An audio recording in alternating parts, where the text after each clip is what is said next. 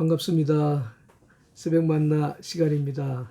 하나님께서 오늘도 우리에게 새 날을 주셨습니다. 여러분의 마음속에도 새 마음과 새 기분을 주셨으면 좋겠습니다. 오늘 우리가 묵상할 말씀은 전도서 7장 5절부터 10절 말씀입니다. 제가 말씀을 읽겠습니다. 사람이 지혜자의 책망을 듣는 것이 우매자의 노래를 듣는 것보다 나으니라. 우매자의 웃음소리는 솔 밑에서 가시나무에 타는 소리 같으니 이것도 헛되니라. 탐악이 지혜자를 우매하게 하고 뇌물이 사람의 명철을 많게 하느니라. 일의 끝이 시작보다 낫고 참는 마음이 교만한 마음보다 나으니 급한 마음으로 노를 바라지 말라. 노는 우매자의 품에 머무름이니라. 옛날이 오늘보다 나은 것이 어찌미냐 하지 말라. 이렇게 묻는 것이 지혜가 아니니라. 아멘. 아멘. 오늘 본문은 우리가 어떻게 하면 오늘보다 더 나은 내일을 살아갈 수 있을까? 그리고 어떻게 하면 일의 시작보다 끝이 더 좋은 삶을 살아갈 수 있을까에 대한 지혜를 우리에게 가르쳐 주고 있습니다. 먼저 5절에 보면 사람이 지혜자의 책망을 듣는 것이 우매자의 노래를 듣는 것보다 낫다고 말씀하고 있습니다. 책망을 듣는다고 하는 것은 지적을 당한다고 하는 그런 말이죠. 사람들은 책망을 듣거나 지적을 당할 때 굉장히 기분 나빠하지 않습니까? 그러나 책망을 들을 줄 아는 사람이 지혜로운 사람이라는 겁니다. 왜 그런가 하면 책망을 할 때에는 이유가 있지 않습니까?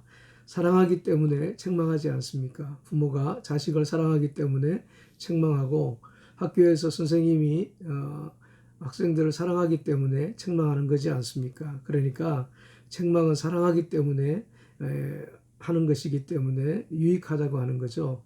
두 번째는 더 멋진 사람, 더 성숙한 사람이 되라고 책망하지 않습니까?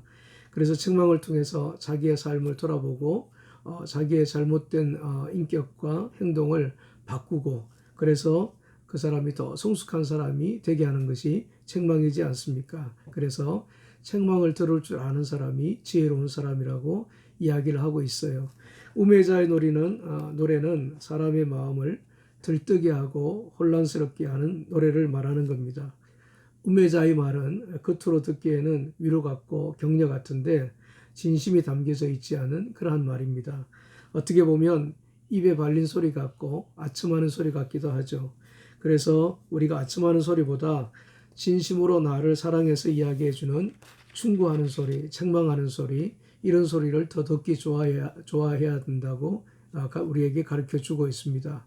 왜 그렇게 해야 되는가? 6절, 7절에 보면 그 이유를 이야기하고 있어요. 6절에 보면 우매자의 웃음소리는 솔 밑에서 가시나무에 타는 소리 같으니 이것도 헛되도다는 말씀이 있습니다. 이 가시나무는 이스라엘에서 오직 불쏘시개로만 사용하는 그러한 나무입니다. 별로 쓸모가 없는 그러한 나무예요. 그러나 탈 때는 또 굉장한 요란한 그런 소리가 나고 화력은 또 시원치 않습니다. 그래서 실속이 없는 나무가 이 가시나무라고 말합니다. 아첨하는 소리가 그와 같다는 겁니다. 솔 밑에서 타는 가시나무 소리처럼 소리는 아주 요란하지만 실속이 없다는 것을 이야기하고 있습니다. 그리고 7절 말씀을 보면 탐악이 지혜자를 우매하게 하고 뇌물이 사람의 명철을 망하게 한다라는 말이 있습니다. 탐악이라고 하는 말은 다른 사람의 소유를 탈취하기 위해서 그 사람을 심리적으로 물리적으로 압력을 가하고 압박을 가하는 것을 이야기하고 있습니다. 그런 탐악이라든가 그런 뇌물이라든가 이런 것들이 지혜로운 사람을 망하게 한다는 겁니다. 그렇기 때문에 이 책망은 지혜로운 사람에게나 우매한 사람에게나 누구에게나 다 필요하다고 하는 얘기입니다. 책망은 우리를 불편하게 하지만 우리의 삶을 바르게 합니다. 그래서 아첨하는 소리에 귀를 기울이지 말고 우리가 진짜로 나를 아끼고 사랑해서 하는 책망의 소리에 우리가 귀를 기울이고 충고하는 소리를 더 좋아하는 사람이 되어야 된다고 우리에게 가르쳐주고 있어요. 그런 지혜로운 사람이 마지막에 승리할 수 있다는 것을 이야기하고 있어요. 8절에 보면 일의 끝이 시작보다 낫고 참는 마음이 교만한 마음보다 낫다는 말씀이 있습니다. 사람들은 살아가면서 일의 시작보다 끝이 더 좋아야 되지 않습니까? 그런데 일의 시작보다 끝이 좋아야 되는데 일의 시작만 좋은 그러한 사람들이 있습니다. 예를 들어서 탕자 같은 사람 한번 생각해 보십시오. 탕자는 일을 시작할 때에 얼마나 좋았습니까? 너무너무 좋았잖아요. 기고만장했습니다. 그러나 아버지의 집으로 돌아올 때는 어땠습니까? 빈털터리가 되고 거지가 되어서 돌아왔지 않습니까? 시작은 좋았는데 끝은 엉망이 되었습니다. 그러나 반대로 요셉 같은 사람을 한번 생각해 보십시오. 애굽에 내려갈 때는 종의 신분으로 팔려서 노예가 되었지 않습니까? 시작은 너무너무 힘들었습니다. 그러나 모든 시련을 이겨내고 그가 국무총리가 되었지 않습니까? 그래서 자기 가족들을 구원하고 민족을 구원하고 더 나아가서 기근에 허덕이는 수많은 사람들을 구원하는 그러한 사람이 되었지 않습니까? 요셉 같은 사람은 시작은 엉망이었는데 끝은 굉장히 좋은 사람이 되었지 않습니까? 오늘 우리도 이런 삶을 살아야 됩니다. 시작보다도 끝이 더 좋은 아름다운 삶을 살아야 되는데 그렇게 하려면 어떻게 해야 될까? 두 가지를 우리에게 가르쳐 주고 있어요. 8절에 보면 참는 마음이 교만한 마음보다 낫다고 말씀하고 있습니다.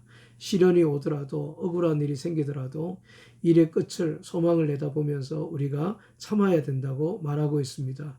그런 마음을 가지고 사는 사람은 끝이 아름다운 삶을 살아갈 수가 있다고 하는 거죠.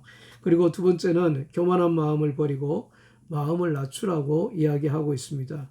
무슨 일이든지 낮은 자세로 하면 성공할 수가 있다고 하는 거죠. 끝이 좋은 삶을 살아갈 수가 있다는 겁니다.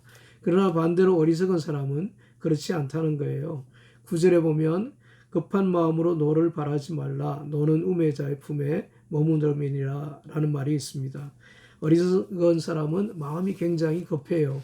그래서 쉽게 분노하고 쉽게 화를 냅니다. 조금도 참지를 못합니다.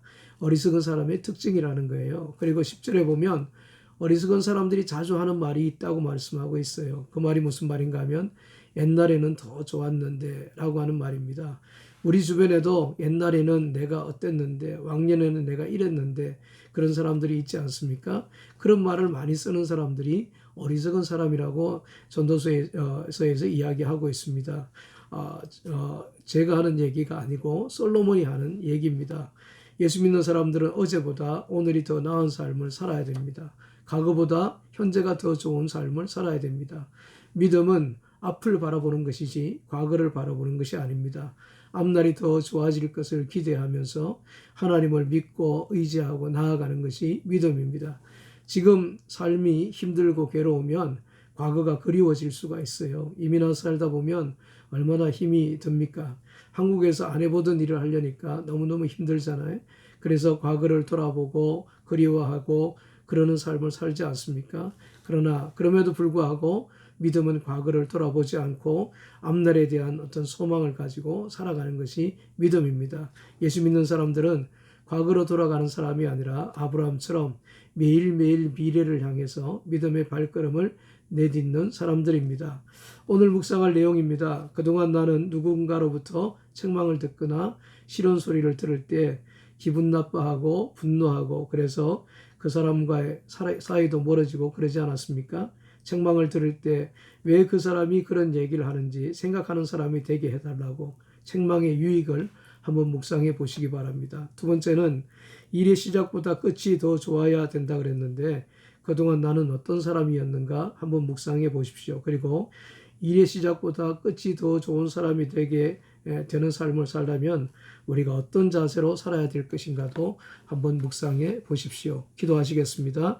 하나님 감사합니다. 오늘보다 내일이 더 나은 삶을 살게 해주시고 또 지금보다 하나님이여 정말 미래가 더 나은 삶이 되게 하시며 시작보다 끝이 더 좋은 사람이 되게 해 주시옵소서. 예수님 이름으로 기도합니다. 아멘. 아멘.